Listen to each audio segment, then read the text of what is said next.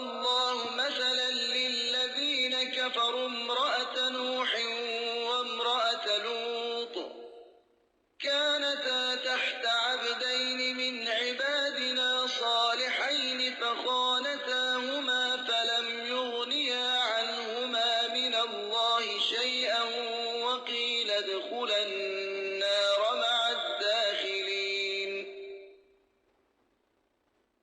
اللہ نے کفار کے لیے نوح کی بیوی اور لوط کی بیوی کی مثال پیش کی ہے۔